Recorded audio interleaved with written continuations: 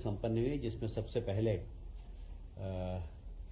बहुत ही महान संत आचार्य विद्यासागर जी के शरीर त्यागने पर उन्हें विनम्र श्रद्धांजलि अर्पित की गई। 2 मिनट का मौन भी रखा गया और निश्चित रूप से एक बहुत बड़े संत को समाज ने खोया है, इसके प्रति दुख भी प्रकट किया गया। साथ ही अयोध्या में भगवान रामलला का मंदिर जो बना है वह निश्चित रूप से इस देश के लिए बहुत गौरव की बात है और विशेषकर हमारे सांस्कृतिक गौरव को बढ़ाने वाला है। और इसलिए देश के प्रधानमंत्री को एक धन्यवाद पत्र भी कैबिनेट के माध्यम से दिया जाएगा। आप सभी जानते हैं कि उज्जैन में कार्तिक मेला काफी समय से लगता आ रहा है और पर इस बार हमारे यहाँ राजा विक्रमादित्य के समय से विक्रम संवत्सर चालू था, अभी भी है, पर उसको और विस्तृत बनाने के लिए माननीय मुख्यमंत्री जी ने काफी पहले से विक्रम महोत्सव मनाते आ रहे हैं। उसमें सुबह से ही शिप्रा नदी के किनारे लोग सूर्य की आराधना करते हैं और इस बार विक्रमोत्सव व्यापार मेला आयोजित करने का निर्णय लिया गया। इस व्यापार मेले में उसको और आकर्षित करने के लिए ऑटोमोबाइल्स पर छूट प्रदान करने का निर्णय लिया गया। जिस प्रकार ग्वालियर के मेले में ऑटोमोबाइल्स को टैक्स में छूट दी जाती थी 50%, उसी प्रकार विक्रमोत्सव मेले में भी ऑटोमोबाइल्स पर 50% की छूट दी जाएगी। ठीक है?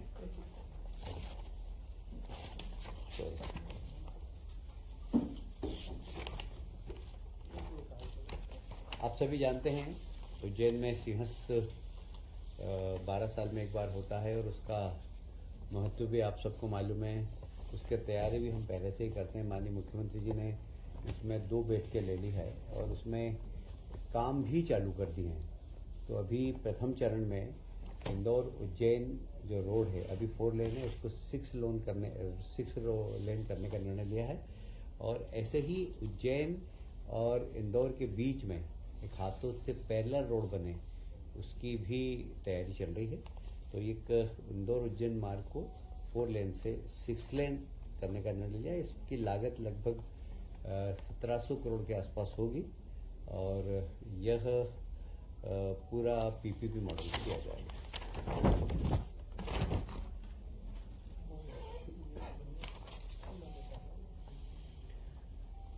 मध्य प्रदेश, आप जानते हैं कि देश के प्रधानमंत्री ने नई शिक्षा नीति लागू की है। उसमें शिक्षा की गुणवत्ता और ऑटोनॉमस कैसे विश्वविद्यालय काम कर सकें, इसके ऊपर जोर दिया गया है।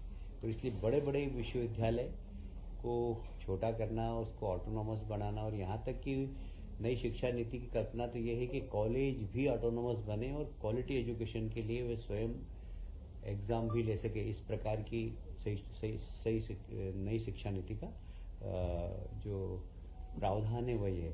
इसी तारतम्य में विश्वविद्यालय का हमने डिवीजन किया है। सबसे पहले नए क्रांति सूर्य टाटा टंट्या मामा भील विश्वविद्यालय, जो कि देवी अहिल्या विश्वविद्यालय को विभाजित कर किया जाएगा। इसका स्थान होगा खरगोन और इसमें कौन कौन से जिले लिए जाएंगे इसके ऊपर बाद में निर्णय लिया जाएगा। उसी प्रकार एक नया विश्वविद्यालय क्रांतिवीर तात्या टोपे विश्वविद्यालय जो गुना के क्षेत्राधिकार में होगा और यह भी विश्वविद्यालय ग्वालियर विश्वविद्यालय से के विभाजित होकर बनेगा। इसके भी क्षेत्र अभी अशोकनगर गुना लिए हैं, पर इसके ऊपर वृहद निर्णय बाद में लिया जाएगा। पर विश्वविद्यालय 2 नए बनाने का निर्णय आज की कैबिनेट में लिया गया है। लोक सेवा आयोग के रिक्त स्थान थे 2।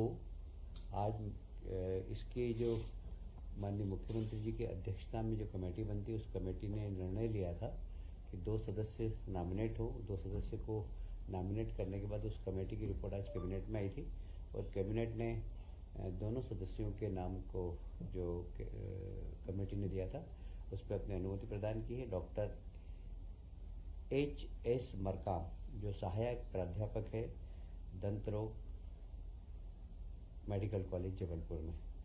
उसी प्रकार डॉक्टर नरेंद्र कुमार कोष्टी सहायक प्राध्यापक है अर्थशास्त्र में महाकौशल कला एवं वाणिज्य महाविद्यालय जबलपुर के। इन दोनों को लोक सेवा आयोग में सदस्य नियुक्त करने का निर्णय जो कमेटी ने लिया था उसका अनुमोदन मंत्रिमंडल ने लिया है।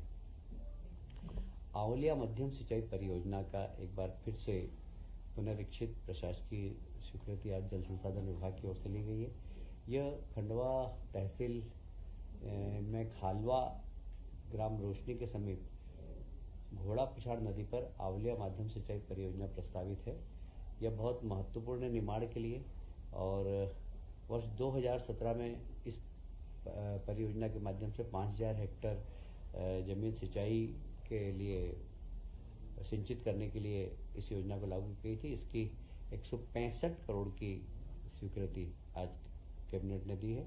इससे निश्चित रूप से किसानों की खेती में बड़ा लाभ होगा। सिंचित होगी तो हमारे किसान भाई 3 खेती कर सकते हैं।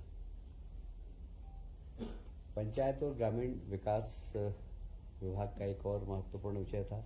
आप सभी जानते हैं कि अभी माननीय मुख्यमंत्री जी ने फोकस किया है अधोसंरचना विकास के लिए और इसलिए उसके पूंजी बंद में जो निर्धारित सीमा थी उसको बढ़ाने का निर्णय लिया गया है और ये करीब 500 करोड़ का इसमें प्रावधान किया गया है। आज की बैठक के जो निर्णय है वो यही थे।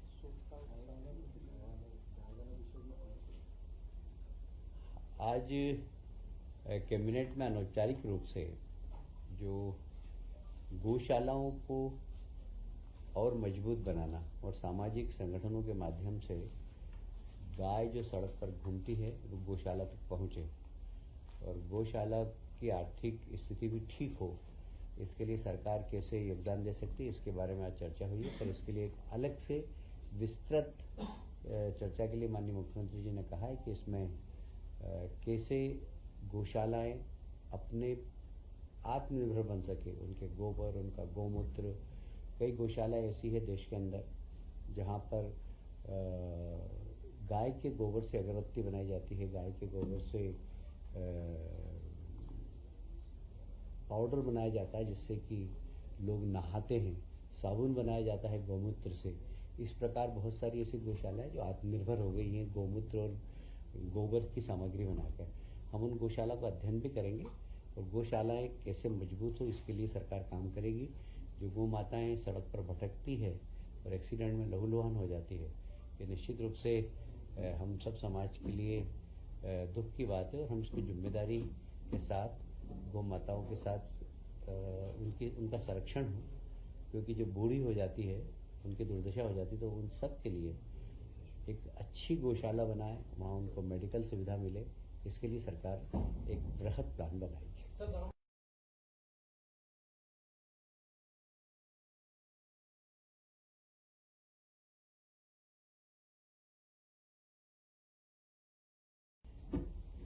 आज शुरुआत में ही कैबिनेट ने देश के प्रधानमंत्री को धन्यवाद दिया है कि भगवान राम का मंदिर जो बना है ये हमारे देश के आत्मगौरव को बढ़ाने वाला निर्णय है और निश्चित रूप से देश की जनता बहुत प्रफुल्लित है और मध्य प्रदेश की कैबिनेट ने भी माननीय प्रधानमंत्री जी को धन्यवाद दिया।